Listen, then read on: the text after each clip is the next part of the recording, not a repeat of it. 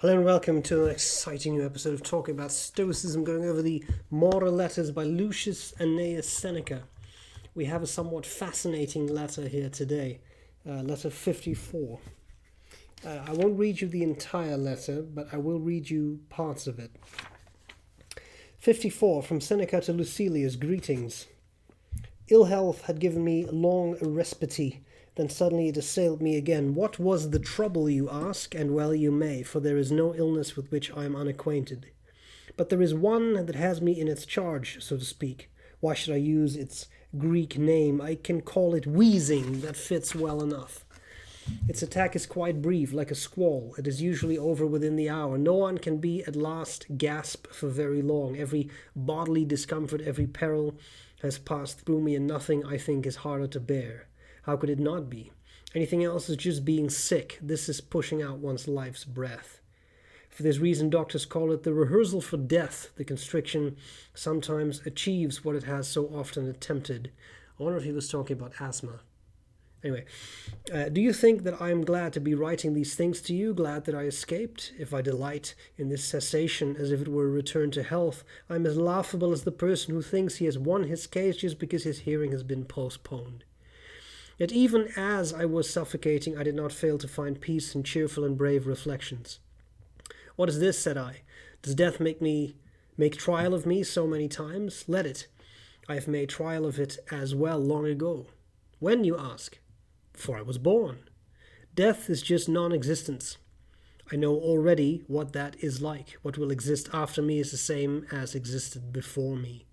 If there is any torment in this thing, then there must have been torment also before we saw the light of day, yet we did not feel any discomfort at that time.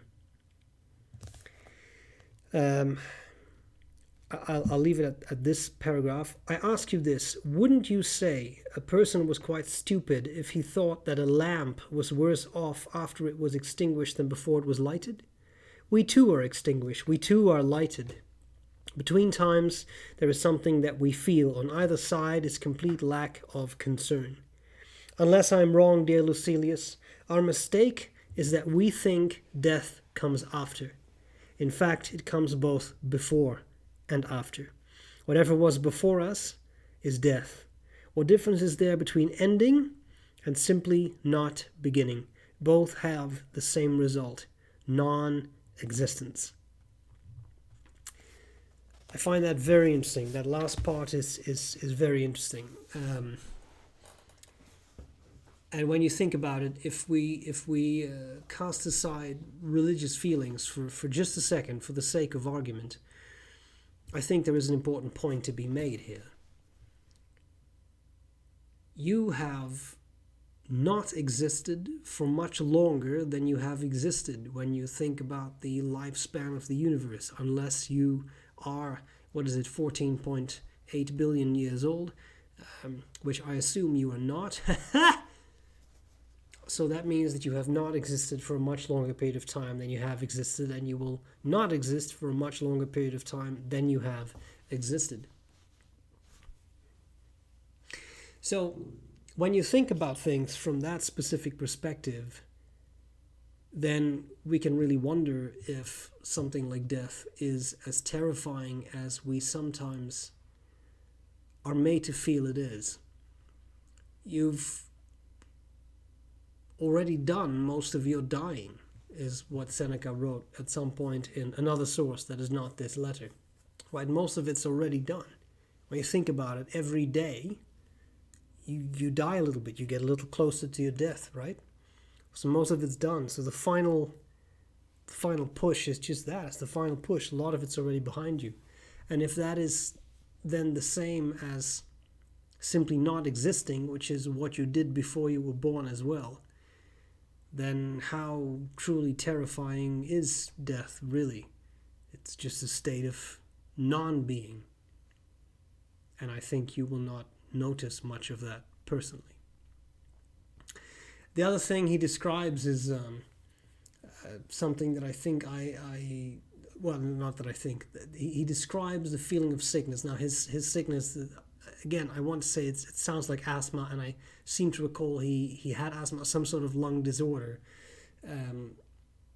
that is I think very, very unpleasant. Being short of breath, being out of breath, not being able to breathe is terrifying to most people, right? So I'm certainly not making light of that. But it's interesting how he connects that to, it's basically practice for dying. I remember, I think I've told this story elsewhere, so I don't want to get into all the details because it's a long story to tell. But in a nutshell, at some point I was in the ER because my physician thought that maybe I'd had a TIA, which is a sort of like a transient stroke that doesn't leave any permanent damage. And he wanted me checked out. And it turned out to have just been a migraine. It was just a migraine. But I distinctly remember sitting in the ER in the evening and thinking to myself, I was scared. I was afraid. There's no lying there because the prospect of maybe I'm about to have a stroke is a terrifying prospect. You can have severe effects on your life, right? But I also remember thinking to myself, but this is a moment to be stoic about things, and you also have to accept that. I think I was 35 at the time. You've never really had any major medical things. I've had leg surgery a couple of times, so that was a corrective surgery. It was, none of it was life-threatening, none of it was particularly dangerous. It was just a correction of the position of my legs, which was, yes, there was a recovery, but I mean that's really, in the grand scheme of things, given everything you can have, that's really not bad. It was very mechanical. So I remember thinking that to myself, instead of being afraid of what might come, be grateful that up to this point, you've made it up to this point in life where you haven't really had any serious medical things. And then, anyway, I went through the entire circus of seeing a doctor at the ER. I said, I think it was just a migraine. I don't think it was anything. There's no signs that there's anything else been going on. Blood work is done, nothing, no signs. I wouldn't worry.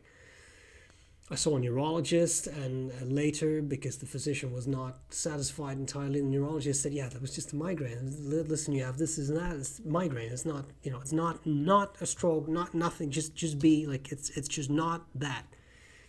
Okay, so then Now, one thing that I get, the interesting thing about the migraines that I get, is that very often, most often, I get them rarely to begin with, but I don't typically get the headaches. I get auras, which are strange neurological symptoms, which can indeed mimic a stroke. It was not strange that the doctor thought that.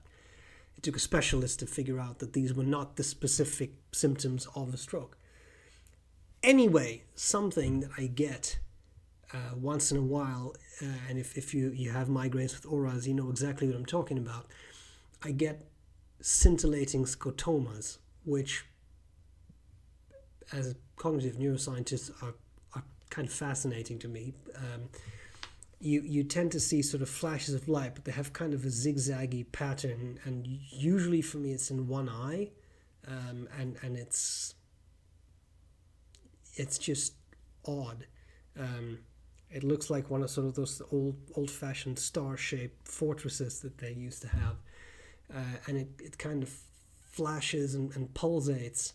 It's hard to describe, but you can find sort of simulations online, pictures of it online. And the weird thing is, it's just like occipital misfiring. So you can close your eye, but you still see it because it's not coming out of your eye; it's coming out of your brain. So that's, you can see with your eyes, but you kind of perceive with your brain, right? Anyway, I remember having one of those. And just, fortunately, I was at home, so I could lie down. And usually, when I lie down, 20 minutes, and it's gone, it's over. And again, very rare too. But those are good moments for me to think too of, there is nothing I can do. There is nothing. You cannot just take a pill and then it goes away. You have to wait it out. And I'm very fortunate that I don't get the headaches after that, because most people who have migraines get an aura like that and then get a terrible headache, which I typically don't get. So I'm fortunate about that. I'm fortunate in that, and I'm fortunate with that, and I'm happy about that. But it's a good moment to practice Stoicism. When you're lying there, you think, well, there is nothing I must accept this. It'll pass, right? There's nothing I can do. And it's good practice, isn't it? This was an incredibly long way to say, this is how you can practice Stoicism. Yeah. Sorry about that. Anyway, that's one example, and a very innocent example. There are people who have way worse medical things. This is really not a big thing, but I understood that reasoning of Seneca. Of I have this. Now what do I do? And again, that's probably easy for me to say. That I think that would be a lot harder to say when you have something life-threatening or much more debilitating than the migraines that I very rarely get. But still fascinating. I still find it fascinating to think about things in those terms. Of, well, this is how it is. I breathe and I try to get through it. I hope this made sense. It wasn't aimless rambling. Let me know what you think. I will see you again next time for more talk about Stoicism. Thank you so much for watching. Bye.